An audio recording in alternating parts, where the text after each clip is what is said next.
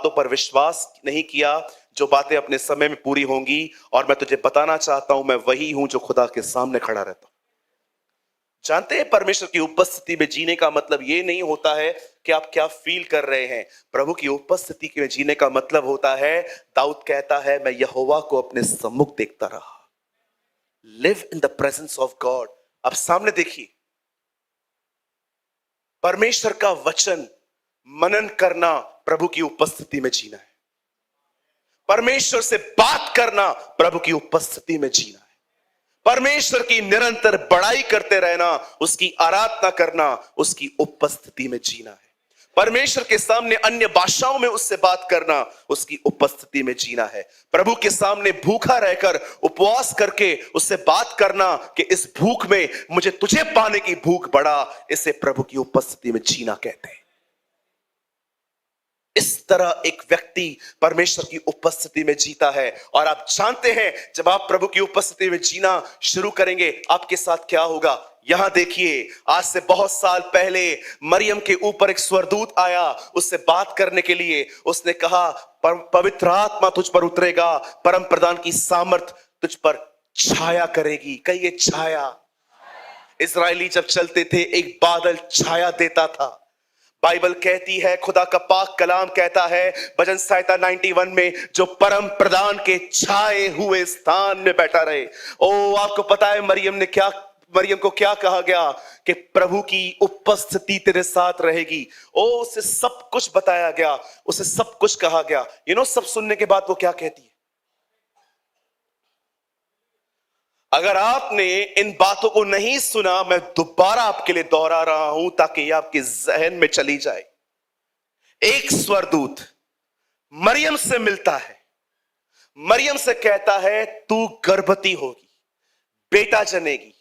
मरियम उन दिनों में मैरिड नहीं थी, वो सिर्फ एंगेज थी। उसका एक मंगेतर था, यूसुफ, जिसकी सगाई हुई थी।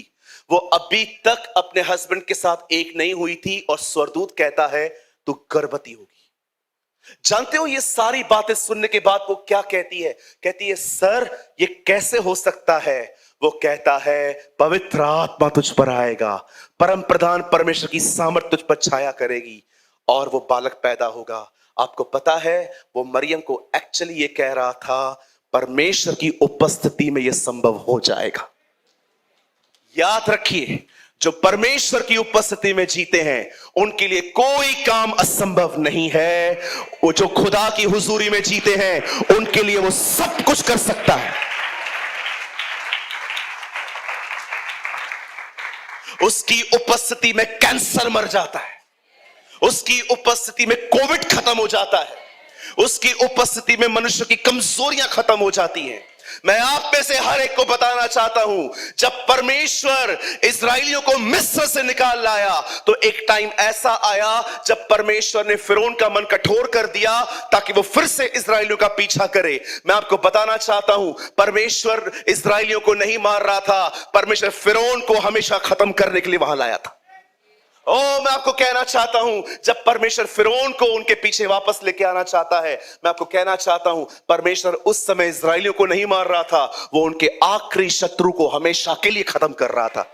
लिसन, अगर खुदा की हुजूरी में जियोगे ना, परमेश्वर उस हुजूरी में तुम्हारे दुश्मनों को खत्म करेगा। तुम्हारी बीमारी मरेगी, तुम्हारी गरीबी मरेगी, तुम्हारा पाप मरेगा, तुम्हारी हर तकलीफ मरेगी। प्रभु की उपस्थिति में सिर्फ प्रभु ही राजा है, प्रभु की उपस्थिति में सिर्फ वही बादशाह है।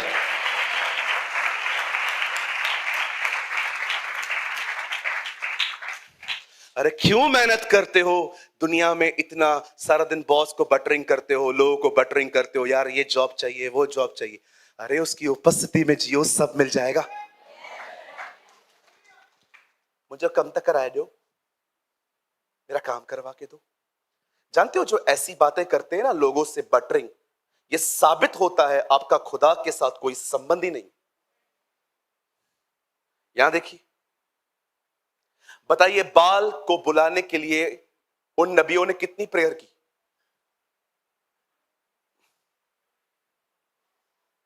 बताइए, जब एलिया बाल के नबियों से मिलता है, वो उनको कहता है तुम अपने खुदा को पुकारो, मैं अपने खुदा को पुकारूंगा, जहां से आग आई वही सच्चा खुदा। अब मुझे बताइए, बाल के नबियों ने बाल को कितना पुकारा?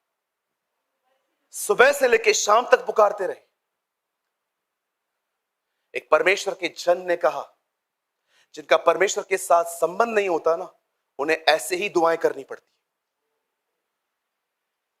लेकिन वहां पर एक एलिया था जिसका प्रभु के साथ संबंध था। उसने इस तरह नहीं पुकारा, उसने सिर्फ इतना कहा, अब्राहम, इसहाक और इज़राइल के परमेश्वर। उसे प्रार्थना में आमीन भी नहीं कहा था। आग आई। जब संबंध होता है ना, इतना कहने से भी हो जाता है। That's a relationship. कितने लोगों ने देखा, यीशु लाजर की कब्र पे आया और उसने कहा, अब्राहम, इसहाक, मूसा, इज़राइल के परमेश्वर, तू महान अनुग्रहकारी है, तू दयालु है। कुछ भी नहीं। लाजर, कम फोर्थ, बाहर आ। बंदा बंधा हुआ था। बंधा हुआ बंदा चल सकता है क्या? वो कैसे आया होगा?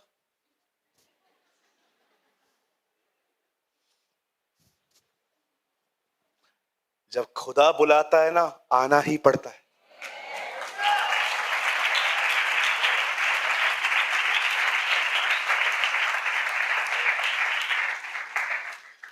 लिसन चर्च, यहां देखिए,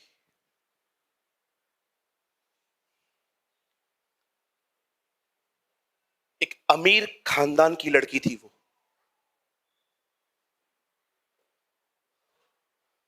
कहा जाता है इस खानदान में अगर वो आत्महत्या न करें तो सीधा स्वर्ग जाते हैं। ये उनकी कहावतें, हम नहीं बिलीव करते।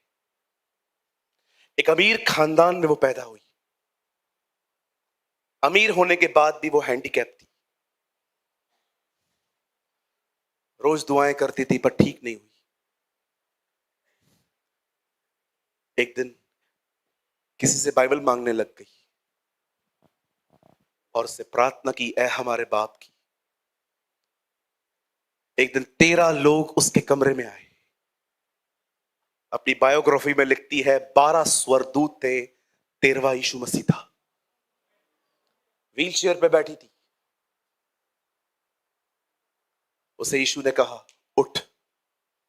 कहती है, खुदावन मैं चल नहीं सकती। यीशु उसको कहता है, इसलिए तो कह रहा हूं, उठ। पहली बार अपने 35 साल के जीवन में उसे व्हील चेयर छोड़ी और चलने लग गई। ऐसा यीशु से उसको प्यार हो गया कि 24 घंटे वो प्रभु की उपस्थिति में जीना शुरू हो गई। जिस बहन के साथ वो रहती थी, उस बहन के साथ रहकर उस पर इतना अभिषेक आया था कि उसकी बहन ने उससे कहा, मुझे बपतिस्मा चाहिए। एक ड्रम में उसने उसको बपतिस्मा दिया। लोगों को मुर्दों में से जिंदा करती थी। नाले के पास में सोती थी। जिस दिन उसने यीशु को अपना प्रभु स्वीकारा, निकाल दिया गया उसे अपने घर से और एक नाले के पास में सोती थी।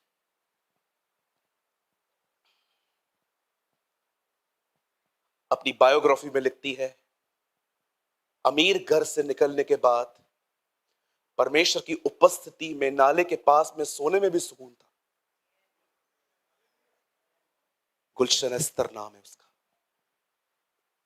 उसी ने एक किताब लिखी, पर्दा फट गया और मैं अपने खुदा से मिली। उसी ने ये बुक लिखी, टॉनवेल, पर्दा फट गया। मेरे भाइयों, मेरी बहनों, स्वर्गदूत मरियम से कहता है कि मैं जानता हूं तेरे अंदर एक सवाल है कि तू किसी पुरुष के साथ मिली नहीं है तो बच्चा हो कैसे सकता है।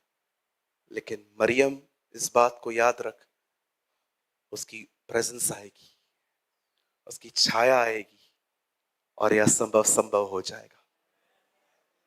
यहां देखिए, दिनेश, इस पृथ्वी पर पवित्र आत्मा नए नियम में सबसे पहले कलीसिया बनाने के लिए नहीं आया। वो पेंटिकॉस्ट के दिनों में आया, लेकिन इस पृथ्वी पर सबसे पहले पवित्र आत्मा एक असंभव काम को संभव करने आया। जो उसकी उपस्थिति में जिएंगे उन्हें यह बात पता होनी चाहिए, कुछ भी असंभव नहीं है, सब कुछ संभव है। मैं आप में से हर एक को कहना चाहता हूं, उसकी उपस्थिति में जीना सीखिए, आपका परिवार यीशु में आ जाएगा। उसकी उपस्थिति में जीना सीखिए, आपको हाथ फैलाना नहीं पड़ेगा, आप अपने हाथों से दूसरों की मदद करोगे। उसकी उपस्थिति में जीना सीखिए, आपको दुष्ट आत्माओं को बार बार नहीं बोलना पड़ेगा कि निकल, आपका एक शब्द उन्हें बाहर निकाल देगा। उसकी उपस्थिति में जीना सीखिए। मैं आपको कहना चाहता हूं, आपके शत्रु खुद आपके साथ मेल मिलाप करेंगे, क्योंकि उसकी उपस्थिति में जीने वालों के लिए कोई काम असंभव नहीं है। Live in the presence of God. अगर मेहनत करनी है ना, यहां करो, वचन को पढ़ने में, दुआ करने में, उसके साथ रहने में करो। और याद रखना, उसकी उपस्थिति ही आपकी खूबसूरती है। उसकी प्रेजेंस में जीने वाले लोग चमकते हैं। मूसा चमका, यीशु चमका, दानियल चमका, अब आपकी बारी है, आप भी चमकेंगे।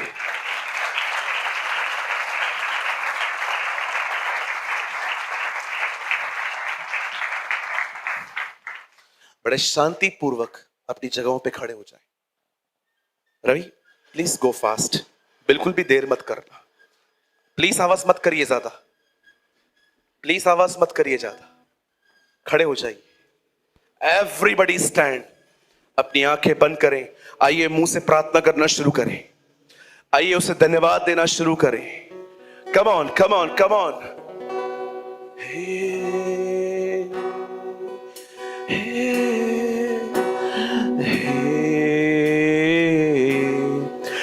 अब्राहम का प्रभु, इसहाक का प्रभु, याकूब का प्रभु, तू मेरा है।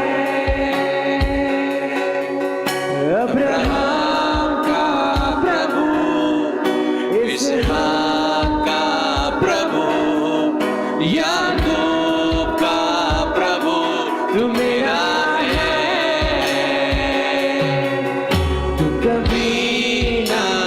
छोड़ेगा, तू कभी ना ठुकराएगा। तू मेरा है, तू मेरा है, तू कभी ना छोड़ेगा, तू कभी